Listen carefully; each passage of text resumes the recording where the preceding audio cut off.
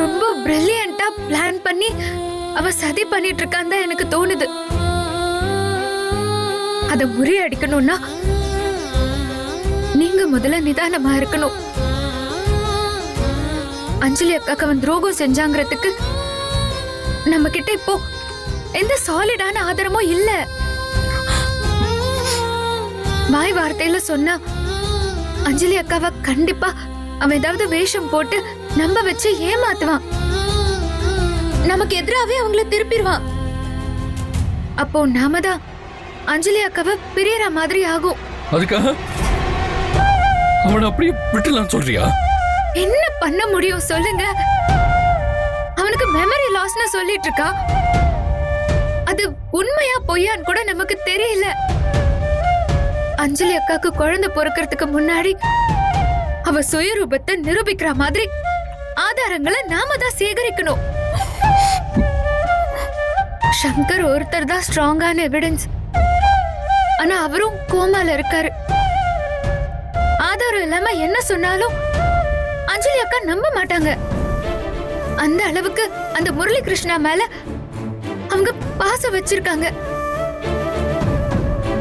அவனை கார்னர் பண்றதுக்காகவும் அவன் மேல ஏதோ வன்மத்தை வச்சுக்கிட்டுதான் அவன் மேல பொய்யான பழி போடுறீங்கன்னு நினைப்பாங்க.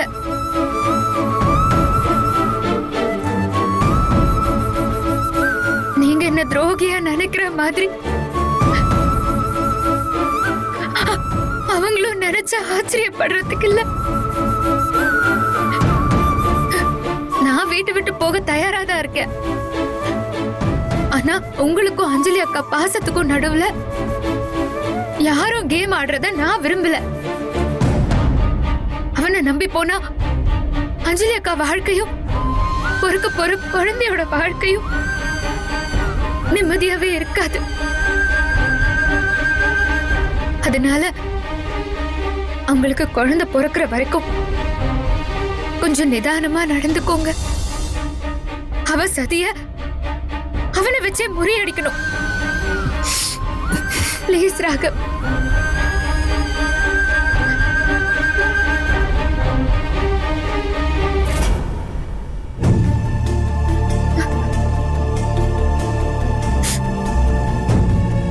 அழாதீங்க ராகவ், பிளீஸ். எனக்கு கஷ்டமா இருக்கு.